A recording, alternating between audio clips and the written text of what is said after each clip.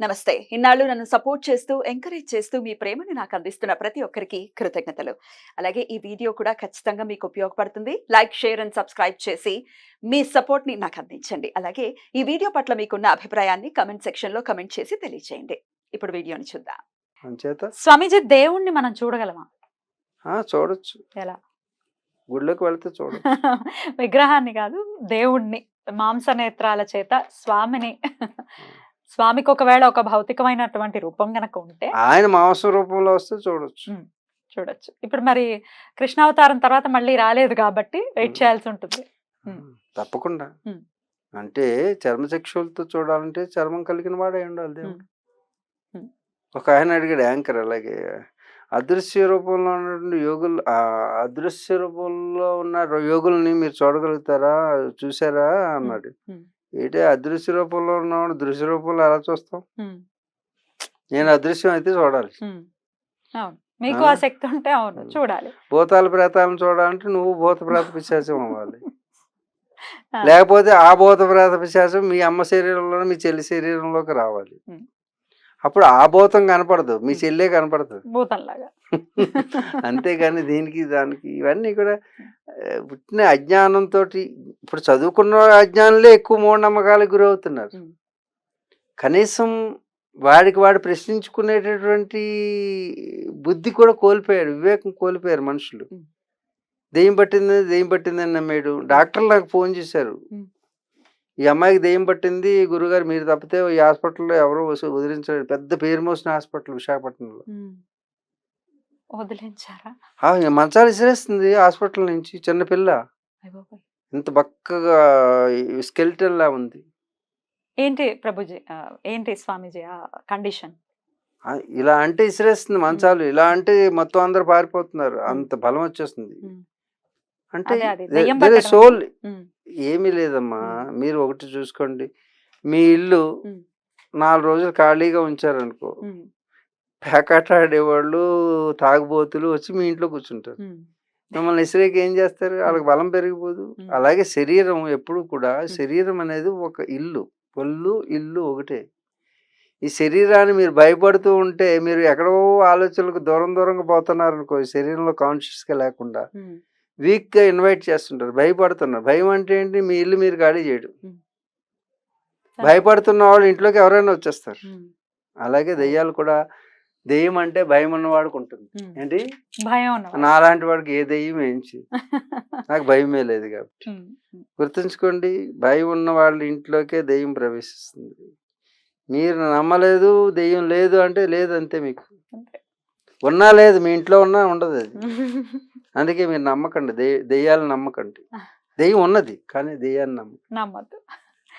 స్వామీజీ, ఉగ్ర దేవతలుగా పిలువబడేటటువంటి కొన్ని దేవతలు, అంటే వారాహి అనుకోవచ్చు, శ్యామల అనుకోవచ్చు, ప్రత్యంగర అనుకోవచ్చు, వీరిని ఉపాసించకూడదు, అంటే సాత్విక రూపాలనే ఉపాసించాలి, ఉగ్ర దేవతల జోలికి వెళ్ళొద్దు అని కొంతమంది మాట్లాడుతుంటారు. ఇది ఎంతవరకు సమంజసం, నిజమేనా?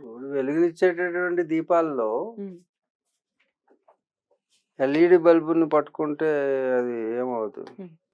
హై వోల్టేజ్ బల్బుని పట్టుకుంటే మాడిపోతుంది. అన్నీ లైటింగ్ ఇచ్చేవే, కానీ దీంట్లో ఉన్న విద్యుత్తు దాంట్లో ఉన్న విద్యుత్తు వేరుగా ప్రవహిస్తుంది. అలాగే కొన్ని రూపాలు, కొన్ని ఆకృతులు, కొన్ని ఆబ్జెక్టికల్ ఎనర్జీ అనేటటువంటిది ఉంటుంది కదా ప్రతిదానికి. దాన్ని ఉపాసన చేసే మార్గం తెలుసుంటే ఎవరినైనా దేవుళ్ళుగా ఉపాసన చేయొచ్చు. ఉపాసన చేయకూడదని లేదు, నీకు తెలిస్తే దానితో డీల్ చేయొచ్చు. అర్థమైందా? మంచి sharp edged knife, double edged knife నువ్వు ఆపరేట్ చేయగలిగితే యూ కెన్ డూ ఇట్. కానీ దాన్ని ఎలా పట్టుకోవాలో తెలియకపోతే నీ మేడే తెగుతుంది. అంచేత అలాగే కొన్ని ఈ యూనివర్సల్ ఎనర్జీస్ని, అంటే శక్తుల్ని ఒక్కొక్క గ్యాడ్జెట్లో ఒక్కొక్క పరిణామంలో పెట్టారు. 1000 volts బల్బులో 1000 volts కరెంట్ రిసీవ్ చేసుకునేట్టు పెట్టారు. అదే బల్బు 0 voltలో 0 కరెంట్ ఉంటుంది. దీనికి వేలు పెట్టిన పెద్దగా ఏమనిపించదు, జల్లు అంటుంది అంతే. దానికి వేలు పెడితే మాడి బస్ అయిపోతుంది. అలాగా డీల్ చేసేటప్పుడు నీకు దాన్ని డీల్ చేసే విధానం, దాన్ని ఉపాసన చేసే విధానం, దానికి నియమాలు నిష్టలు ఇవన్నీ నువ్వు చేయగలిగితే చేసుకోవచ్చు. ఇప్పుడు ఒక మినిస్టర్ని పిలిచి ఇంటి దగ్గర అలాగా వేళాకోళం వదిలితే వాడు వెళ్ళి నీకు శిక్ష వేస్తాడు. వాడికి సరైనటువంటి ప్రోటోకాల్ నువ్వు చూపడకపోతే. అలాగే దేవతలను ఎవరెవరిని ఆవాహన చేస్తున్నావో వాళ్ళకి తగినటువంటి ఉపచారాలు చేయకపోతే అపచారం జరుగుతుంది. మంత్రోచ్చరణ ఏమండి లోపలికి రారా అండం వేరు, రే రారా రారా అనే పదం ఒకటే, కానీ శబ్దాన్ని మార్చినప్పుడు మర్యాద నన్ను ఇంటికి పిలిచి రారా అంటావా అంటాడు. అదే రారా స్వామి అన్నారనుకో, ఈ రారా అన్నావు, దానికి యాడింగ్ ప్యాడింగ్ చేసావు కాబట్టి ఆ రారా గొప్పదైంది.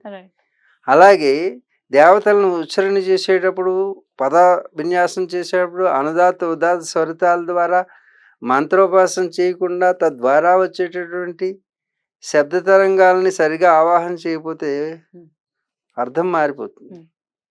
ఫలితం కూడా మారుతుంది. ఫలితం ఏంటి? వినాశనానికి దారితీస్తుంది. మామూలుగా మీరు మాట్లాడేటప్పుడే ఎవరినైనా ఏంటి రా అంటావా అంటాడు. రారా అన్నాను స్వామి, మీరు రారా అన్నానంటే రారా అంటావా మళ్ళా అంటాడు. అమ్మ అంటావు, నేను నీకు అమ్మనా అంటాడు. కాబట్టి మామూలు శబ్దాలకి అర్థం వ్యక్తిని బట్టి దోషంగా పరిణామం చెందుతూ తద్వారా విపత్తులకి కారణమవుతుంది. మరి ఒక దైవీ అనుగ్రహం పొందడానికి శక్తుల్ని ఆవాహన చేసేటప్పుడు కూడా దోషం ఉంటుంది. అందు గురించి ఆ స్థాయిలో నువ్వు చేయలేవు కాబట్టి వాటిని చేయకూడదు అన్నారు. అద్భుతం సార్. కుండలిని శక్తి జాగృతం అనేది చెప్తూ ఉంటారు సర్వసాధారణంగా. ఒక్కొక్క చక్రాన్ని దాటుకుంటూ కూడా సహస్రారానికి వెళ్ళేటటువంటి ప్రక్రియ మోక్షానికి దారితీస్తుంది అనేది కూడా వింటూ ఉంటాం. ఏంటి అసలు ఈ కుండలిని శక్తి జాగృతం అని అంటే? కుండలిని అనేది అది ప్రత్యేకమైనటువంటి ఒక యోగ మార్గంగా నిర్దేశించబడింది. హఠయోగం ఎలాగో అష్టాంగ యోగం, హఠయోగం, రాజయోగం, భక్తి యోగం, కర్మయోగం అని మార్గాలు. These are all practices. మన శరీరంలో ఉన్నటువంటి శక్తిని, శక్తి అనగానే ఇది స్త్రీలింగం,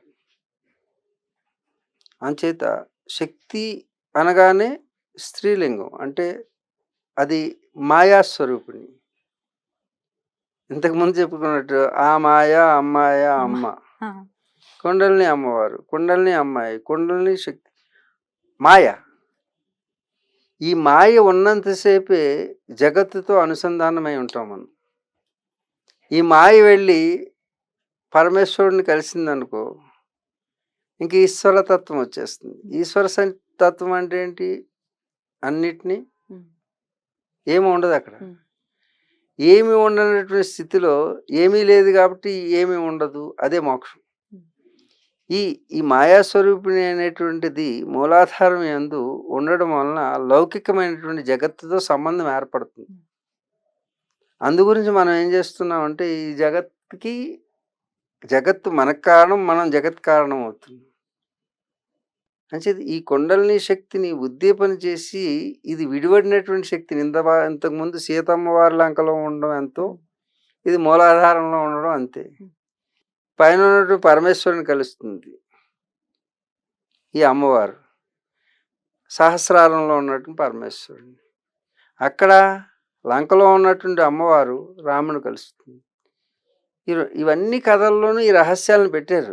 అవి కథల రూపంలో వాటికి వచ్చేటటువంటి సంకేతాలని సాంకేతిక రూపంలో, కథా రూపంలో మనకు మలిచి ఈ కుండలిని అన్ని కథల్లోనూ పెట్టారు. ఏ చూసినా అనగనగనగా ఒక రాజు, ఆ రాజుకి 7 కొడుకులు, ఆ 7 వేటకు వెళ్ళారు. వేటకు వెళ్ళి చేపలు తెచ్చారట. ఇంటికి రాజు కొడుకులు చేపలు 7 చేపలు తెచ్చారు. ఎవడు అడగడు, చేపలు తెచ్చారు. చేపలు ఎండలేదు, ఎండకపోతే ఎందుకు ఎండలేదు, ఈ కథ ఉంది కదా. ఇది కూడా కుండలిని, ఇది కూడా రాజయోగమే. కానీ వాటి అర్థాలు చెబితే, రహస్యాలు చెబితే అర్థమవుతుంది. కాబట్టి వీటి అనుకున్నటువంటి రహస్యాలని టీవీల ముందు మేము రివీల్ చేయం. కానీ ఒకటి మాత్రం ఈ సాధకులందరూ గుర్తుంచుకోవాల్సింది, ముఖ్యంగా కుండలిని అని పేరు చెప్పుది ఎవరైనా బయటకు వచ్చి సాధన చెప్తున్నారంటే ఇది ఎట్టి పరిస్థితుల్లోనూ మీరు స్వీకరించవద్దు. నా అనుభవం ప్రకారం, మిగతా పెద్ద పెద్ద గురువులు ఉంటే మాకు తెలియదు, కానీ సాధ్యమైనంత వాటి కుండలిని అనేది ఒక అద్భుతమైనటువంటి మహాశక్తి. కుండలిని ఇప్పుడు మామూలు విద్యుత్తుని మీరు డీల్ చేయాలంటే, అంటే దాంతో మీరు డీల్ అంటే ఏంటి? అదే దాన్ని యూజ్ చేయాలన్నా ఆ! లేకపోతే దాన్ని దాన్ని ఉపయోగించుకోవాలన్నా. ఉపయోగించుకోవాలనుకున్నా ఆ! మీరేం చేయాలి? మినిమమ్ గ్లౌజెస్ ఇవి దాన్ని వేసుకొని తీసుకోవాల్సిన ప్రొటెక్షన్ జాగ్రత్తలు తీసుకోవాలి. తీసుకోవాలి. అదే మామూలు కరెంట్ అంటే విద్యుత్తుని ఉపయోగిస్తేనే మీరు దానికి ఆ విద్యుత్ ప్రవాహం వెళ్ళేటప్పుడు స్లీవ్స్ వేసి ఏ విధంగా అయితే రక్షణ చేస్తారో, లేకపోతే ఆ ఇల్లు అంతా షాక్ కొడుతుంది. మరి ఒక కొండల్ని అంటే ఏమనుకుంటున్నారు? విద్యుత్ కంటే అది ఏమైనా తక్కువది అనుకుంటున్నారా? కొండల్ని శక్తి. ఒక గ్యాస్ సిలిండర్‌లో గ్యాస్ పెట్టాలంటే 2 లేయర్స్ దానికి పెట్టి రెగ్యులేటర్ సిస్టమ్ పెడతారు. రెగ్యులేటరింగ్ ఉంటుంది. How can you regulate the కుండల్ని? గ్యాస్‌ని రెగ్యులేట్ చేయడానికి ఇంత వ్యవస్థ, దానికి ఒక వాసన, రంగు ఇయన్నీ పెట్టేశారు. కానీ ఈ సృష్టిలో ఎన్ని శక్తులైతే ఉన్నాయో, అన్ని శక్తుల కంటే కోటాను కోట్ల రెట్లు శక్తివంతమైనది కుండలిని. జాగృతం ఒక సాధ్యమా? అణుబాంబుని తయారు చేయడానికి ఒక అణు రియాక్టర్‌ని తయారు చేయాలంటే 5 లేయర్స్ ఆఫ్ దాని కంటైనర్ తయారు చేస్తారు. 5 లేయర్స్. ఒక ఒక చిన్న అణువుని మండించడానికి. అర్థమైందా? Atom reactor. ఆ రియాక్టర్‌కి సేఫ్టీ అండ్ సెక్యూరిటీ చూస్తారు. దానికి ఇన్లెట్స్, అవుట్లెట్స్. ఇన్లెట్ ద్వారా కూలింగ్ వాటర్ వెళ్తుంది. అవుట్లెట్ ద్వారా హీట్ వాటర్ వస్తుంది. అంటే ఎప్పుడు బర్న్ అయ్యేటటువంటి ఒక శక్తి ఉంటుంది. కొండల్ని కూడా అలాంటిదే. దాన్ని ఉద్దీపన చేసామంటే లోపల 5 లేయర్స్ అనేటువంటి బాడీని ఫిజికల్‌గా అంటే శారీరక స్థితి బాగుండాలి. అర్థమైందా? నీ ప్రాణిక స్థితి బాగుండాలి. నీ నాడీ మండల వ్యవస్థ బాగుండాలి. అలాగే ఇన్లెట్ ప్రాణం లోపలికి వెళ్ళేటటువంటిది, బయటకు వచ్చే అపానంని పంపించి ఎప్పుడైనా సరే లోపల సాధనలో ఓవర్ హీట్ ఏర్పడి ఒక్కోసారి ఇక్కడ కొట్టేస్తుంది. కొట్టేసి నిద్రపోనివ్వదు. లాగేస్తూ ఉంటుంది. ఒక్కోసారి నడుము నొప్పి వచ్చేస్తుంటుంది. ఒక్కోసారి చేతులు పడిపోతాయి. ఇవన్నీ నా దగ్గరికి అనేక కేసులు వస్తుంటాయి. కాబట్టి మళ్ళా వెళ్ళినటువంటి పవర్ ఛానలైజ్ చేసి సరిగ్గా దాని స్థానంలోకి పంపించడం అనేటువంటిది ఎప్పుడైతే కుండలిని శక్తి ఎప్పుడైతే మూలాధారం దాటిందో పృథ్వీ మీద ఆధిపత్యం వచ్చేస్తుంది మనకి. అంటే లావిటేషన్ వస్తుంది. వీళ్ళు చెప్పినట్టు ఈ కబుర్లు కాదు. భూమి మీద ఆధిపత్యం వస్తుంది. అంటే పృథ్వీ నుంచి లెగిసి లావిటేషన్ జరుగుతుంది. యాంటీ గ్రావిటేషన్ వస్తుంది. ఇవన్నీ మా అనుభవపూర్వకంగా చెప్పేవి. ఏ కథలు చూసి చెప్పేవి కాదు. అది ఎవరికి వారు సాధన చేసేసుకోవటమేనా? లేకపోతే ఉద్ధరేత్ ఆత్మానాముద్ధరేత్. నేను సాధన చేస్తే నీకు రాదు. నేను అన్నం తింటే నీకు ఆకలి తీరదు. కొండల్ని అంటే కొండలో పోసిన నీరు కాదు. కొండలో పోసిన నీరే కొండ సరిగ్గా లేకపోతే పగలగొట్టుకుని బయటకు వస్తుంది. ఆ కొండలో పోసిన నీటిని ధారణ చేయాలంటే కొండ మట్టితో చేస్తే సరిపోదు. మట్టిని పిసికి తొక్కి జిగురు వచ్చిన తర్వాత దాన్ని వేసి ఆ ఆకృతిని తయారు చేసి, ఆకృతి కూడా ఇలా నిలువుగా చేస్తే పోదు. దాన్ని ఆ రౌండ్గా చేయడం వల్ల లోపల కొండ ధారణ చేసేటటువంటి వెలాసిటీ అంటే దీని యొక్క ఏదైతే నీటి యొక్క సాంద్రత ఏదైతే ఉందో ఆ సాంద్రతను తట్టుకోవాలంటే రౌండ్గా ఉండాలి. అది ఇలా ఉంటే ప్రెషర్ పెరుగుతుంది. అందుకు ప్రతిదానికి ఒక షేప్ ఉండాలి. అంటే కొండల్ని ధారణ చేయడానికి శారీరక ఆకృతి ఎలా ఉండాలి?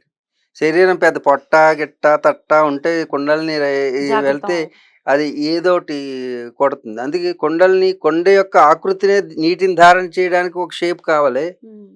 అలాగే బాడీని షేప్ చేయాలి. అర్థమైంది? ముందు కుండల్ని ధారణకు సంబంధించినటువంటి శారీర ఆకృతి రావాలి. ఎలా ఉండాలి ఆ శరీరాకృతి? అవన్నీ గురువు దగ్గర తెలుసుకోవాలి. ఈ పబ్లిక్లో చెప్తే రేపు పొద్దున్న వెళ్ళి ఆ పని చేస్తాడు గురువు లేకుండా. చేయిస్తాం వలన దానివల్ల అనర్థం వస్తుంది నేను చెప్తే. అదే టీవీలు చూసి మీ టీవీలు చూసి నేర్చుకునేటట్టుంటే ఇంక మేమెందుకు? అంటే మనుషులు అక్కర్లా. టీవీలు చూస్తే పెళ్ళిళ్ళు చేసుకుని టీవీలు చూసుకుని ఏమవుతున్నాయో చూస్తున్నారు కదా. అందుకని టీవీలు చూస్తే సరిపోదు, టీవీగా ఉండాలి. కాబట్టి సాధన ఎప్పుడు కూడా మేము బహిర్గతం చేయము. సాధన రహస్యం అది. గురువు ఎవరు టీవీలో సాధన చెప్పినా ఆ టీవీ సాధనే అవుతుంది. అందుకే నేను చెప్పాను యూట్యూబ్ని నీ గొట్టం అన్నాను. ఏమన్నా నీ గొట్టం అంటే యూ అంటే నీవు, గొట్టం నీ గొట్టం నీ ఇష్టం. ఉమ్. కాబట్టి యూట్యూబ్లో సాధన సాగదు, ఉమ్. ఆన్లైన్లో సాధనలు ఉండవు. సాధన అనేది గురువు ముఖతః మాత్రమే చేసేది. కాబట్టి సాధనలు ఏవి కూడా టీవీలో చెప్పబడవు. ఒకవేళ చెప్పినా అవి తాత్కాలికమైనటువంటి ఏవో ప్రయోజనాలు ఇస్తుంది, కానీ దాని ద్వారా ఉపయోగం ఉండదు. కాబట్టి కొండలో నీళ్లు ధారణ చేయడానికి కొండ షేప్ మారినట్టే శరీరం అనేది ఒక ఆకృతి తయారు చేయాలి. ఆకృతి ద్వారా ముందు ఆకృతికి సమయం పడుతుంది. అప్పుడు 5 లేయర్స్ అంటే అన్నమయ, ప్రాణమయ, మనోమయ, విజ్ఞానమయ, ఆనంద కోశములని సంచులన్నీ కూడా పర్ఫెక్ట్ చేసుకోవాలి. ఎందుకంటే దాంట్లో శక్తిని పెడుతున్నాం. ఆ ప్యాకింగ్స్ అన్నీ కూడా 5 పంచకోశాలను సరి చేసుకోవాలి. దాంట్లో ధారణ అనేది గురువు యొక్క ప్రవేశపెడతాడు. ఎంతెంత స్థాయిలో దాన్ని రైస్ చేయాలి, ఎక్కడ కంట్రోల్ చేయాలి, దానికి ట్యాగింగ్ చేస్తుంటాడు. తద్వారా గురువు ఉన్నప్పుడు మాత్రమే అది సాధ్యమవుతుంది. లేకపోతే అది కంట్రోల్లో లేకుండా ఒక్కసారి నువ్వు ప్రెషర్ కాదు కారు ఎక్కించి ఇది ఎక్సలేటరు, ఇది బ్రేకు అని చెప్పి ఇది చక్రం తిప్పితే వెళ్ళిపోతుంది అనగానే నువ్వు ఎక్కి ఎక్సలేటర్ గట్టిగా తొక్కిసావు అనుకో, బ్రేకు ఎక్సలేటర్ ఒకటే అనుకుంటావు, వెళ్ళి గుద్దేసి ఇంక జీవితం ఉండదు. అందుచేత రెండు ఒకలానే ఉంటాయి. అలాగే అధోగతి ఊర్ధ్వగతి ఒకలానే ఉంటుంది సాధనలో. ఏది అధోగతికి వెళ్తున్నామో ఊర్ధ్వగతికి వెళ్తున్నామో తెలియదు. ఒక్కోసారి జ్వరం వస్తుంది, భయం వస్తుంది, ఇవన్నీ వస్తుంటాయి. ఏది ఎందుకు వచ్చింది అనేది తెలిసి ఐడెంటిఫై చేసి అనుభవజ్ఞుడైనటువంటి గురువు ఉండాలి. గురువు లేకుండా కుండలిని సాధన అనేది సాధ్యం కాదు. ఇది ఎవరు చెప్పినా ఇది ప్రమాదకరమైనదే, ప్రమోదకరమైనది కాదు. కాబట్టి శరీర ఆకృతిని, పంచకోశాలని ముందు దానికి సంసిద్ధ చేయాలి. దానికి సమవేతమైనటువంటి సాధనలు ఉంటాయి. ఆ సాధనల తర్వాత కుండలిని అనేటటువంటిది జాగృతం చేయడానికి సాధన చేయాలి. తద్వారా అలా చెయ్యని నాడు ఈ శరీరం ఎక్కడో చోట లీక్ అయ్యి ఈ యొక్క నిద్ర లేకుండా చేసేస్తాయి. లంగ్స్ కొట్టేసి లంగ్స్ పాడైపోతాయి. లేకపోతే కాలేయం చెడిపోతుంది, అన్నం అరగదు. వీడు అనుకుంటాడు నాకు ఆకలి ఇట్లేదు అనుకుంటాడు, అరుగుదల పోయింది. నాకు నిద్ర రావట్లేదు అనుకుంటాడు, నిద్ర రావట్లేదంటే వీడికి ఒక రోగం వచ్చేసింది. ఇలా రోగాలు వచ్చి ఆ లక్షణాలు ఈ యోగ లక్షణాలు రోగ లక్షణాలు ఒకలాగానే ఉంటాయి. ఎవరు ఐడెంటిఫై చేస్తారు? తర్వాత చావుకు దగ్గర అయిపోతారు, భార్య పిల్లలకు దూరం అయిపోతుంటారు, సంసారానికి పని చేయకుండా పోతుంటారు. ఆడవాళ్ళు అయితే భర్త దగ్గరికి వెళ్లకుండా ఏదో పిచ్చి పిచ్చి మాటలు మాట్లాడతారు.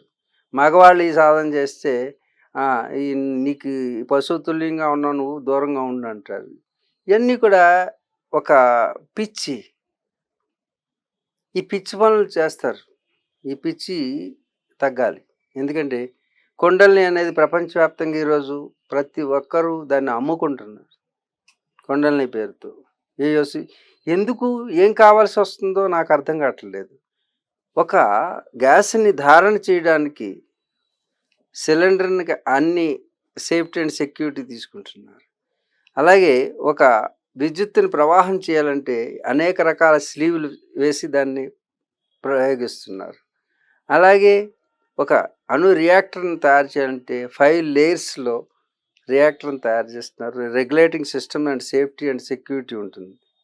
ఒక కొండలో నీళ్లు తీయాలంటే కొండని తయారు చేసి పిసికి తయారు చేసి మట్టిని సరిగ్గా పాళ్ళలో వేసి తర్వాత అది కొండగా చేసి కొండని అలా నీళ్లు కొండ తయారైందని ఎండలో పెట్టి ఎండించి దాన్ని మూత వేసి కాల్చి తర్వాత ఈ శరీరాన్ని కూడా అన్ని ప్రాసెస్ చేయాలి. దీన్ని కాల్చాలి, ప్రాణాయామంతో కాల్చాలి. ఇప్పుడు ఆల్రెడీ సగం సగం తెలియక వెళ్ళిపోయి చాలా శరీరాన్ని ఆసనాల ద్వారా సంసిద్ధ చేయాలి. ప్రాణాన్ని ప్రాణకోశాన్ని తయారు చేయాలి, మనోకోశాన్ని తయారు చేయాలి, బుద్ధి కోసం అంటే జ్ఞానమయ కోసం తయారు చేయాలి, జ్ఞానమయ కోసం విజ్ఞానమయ కోసం చేయాలి. ఎందుకంటే చెక్ చేయడానికి ఇది రైట్ మార్గంలో వెళ్తుందా లేదా అనేటువంటి వివేకం కావాలి. ఇవన్నిటినీ తెలుసుకున్న తర్వాత పంచకోశ నిర్మాణం అయిన తర్వాతే 5 లేయర్స్ ఆఫ్ రియాక్టర్ని ఎలా తయారు చేసాము. అలాగే ఇన్లెట్ అవుట్లెట్ అంటే నాడీ మండలంలోకి శక్తిని చల్లబరచడానికి ఎలాగ నాడులను ఉపయోగించాలి, అలాగే వేడిని ఉష్ణం తయారైనప్పుడు దాన్ని ఎలాగ రెగ్యులేట్ చేయాలి అనేటువంటి రెగ్యులేటింగ్ సిస్టమ్ ఇదంతా కూడా ఉన్నవాడికి మాత్రమే కుండలిని. ఇట్లా ఆల్రెడీ సగం సగం ఏమి తెలిసి తెలియక చేసిన వాళ్ళని మీరు హెల్ప్ చేస్తారా? ఆల్రెడీ ఎన్నో ఫ్యామిలీలు అలా అయిపోతే మరి మిమ్మల్ని మీకు నో కాంటాక్ట్ నో చేయాలి నో కాంటాక్ట్స్. ఎలా వాడి మరి కర్మ. మిమ్మల్ని తెలుసుకోవటం? మేము ఉండం కదా. ఎప్పుడో ఎప్పుడో వస్తుంటాం, ఎప్పుడో వెళ్తుంటాం. మా అదృష్టం మీద ఆధారపడి దయచేసి సాధన ఆపండి. సాధన ఆపితే అట్లీస్ట్ సాధన ముందు ఆపండి. ముందు సాధన ఆపి మీరు ప్రశాంతంగా ఉండడం నేర్చుకోండి. ఇంతకు మించి సాధనలు గురుముఖతః చేయండి. వేరే వాళ్ళు ఎప్పుడు కూడా సాధనలు కుండలిని అనేది మీకు అది ఎంత ప్రమాదకరమో ఒకసారి ఆలోచించండి. మామూలు కుండలో నీళ్లు ధారణ చేయడానికి ఇంత ప్రాసెస్ ఉంటే కుండలిని ధారణ చేయడానికి అంత ప్రాసెస్ చాలా పెద్ద ఉంటుంది. ప్రాసెస్ ఉంటుంది. తెలియక కాబట్టి ఒకవేళ తెలియక కాదు, గ్రంథాలను చదవండి, తిరిగేయండి. ఎవరైనా కుండలిని సాధకులు ఉన్నారా అని సెర్చ్ చేయండి. మీకు చరిత్రలో కుండలిని సాధకులు ఎవరైనా ఉన్నారంటే కుండలిని సాధన చేసిన వాళ్ళు అతి తక్కువ మంది ఉంటారు. దాంట్లో మనకు దగ్గరలో ఉన్నవారు మన తెలుగువారైనటువంటి వారు, తెలుగువారిగా పుట్టినటువంటి